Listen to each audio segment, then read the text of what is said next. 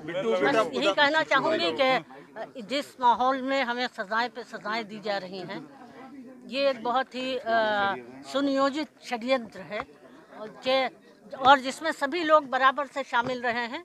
यहाँ तक कि पुलिस प्रशासन, सरकार और मुझे मीडिया से भी शिकायत है कि उन्होंने कभी सच्चाई को सामने लाने की कोशिश नहीं की। जिस मुकदमे में हमें सज़ा दी गई है उसमें भी हमने कितने सारे एविडेंस मौजूद हैं। यहाँ तक कि मैं गवर्नमेंट सर्वेंट थी, सरकारी नौकर थी, मेरी मैटरनिटी लीव मौजूद है जिसे कि नज़रअंदाज किया गया। और इसके अलावा वीडियो एविडेंस भी है, फॉरेंसिक एविडेंस भी है, जिसमें 2 महीने का अब्दुल्ला 1990 में मेरी गोद में है। वो सब कोर्ट में दिखाए गए, मगर कोर्ट ने इन सब चीज़ों का कोई संज्ञान नहीं लिया। अब यहाँ पर मैं एक बात और भी कहना चाहूँगी कि इस बारे में अगर आपको तफसील देखनी है तो 16 अप्रैल के अखबार में 21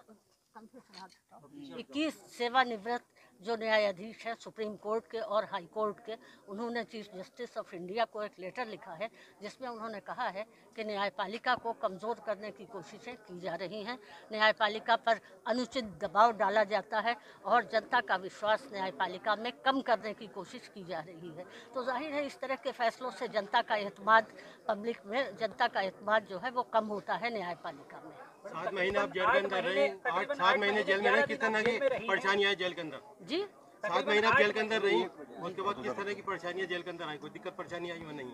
नहीं, मुझे कोई दिक्कत परेशानी नहीं आई। 8 महीने जब इंसाफ ही नहीं मिला तो दिक्कतों का क्या है? कितनी दिक्कतें रास्ते में आए, हम तो लड़ ही रहे हैं। आजम खान और अब्दुल्ला आजम जेल में हैं, जमानत हो गई, लेकिन अभी और मामलों में आज भी मामला आ रहा है, इसमें उनको आरोप तय हो गया। क्या आजम खान का? जी आजम खान और अब्दुल्ला क्या कह सकते हैं, आरोप पर आरोप तय कर रहे हैं, लेकिन जब सच्चाई सामने आएगी तो इसमें कोई सच्चाई नहीं है। डोंगरपुर वाले जो मुकदमों में उन्हें सजाएं दी जा रही हैं तो यह सरकारी ज़मीन थी। सरकारी ज़मीन खाली करवाना अगर अपराध है तो कोई बात नहीं है। सरकारी ज़मीन थी, सरकारी पैसे से बने थे, सरकारी लोगों ने बनाए थे, और तो इसमें आजम साहब का तो कोई रोल ही नहीं था। 2024 के चुनाव को किस रूप में देखती है? इंडिया गठबंधन जो है वो बराबर कह रहा है कि संविधान बदल देगी, सरकार आएगी। देखिए, ये एक तरह से संविधान को नुकसान पहुंचाना ही है।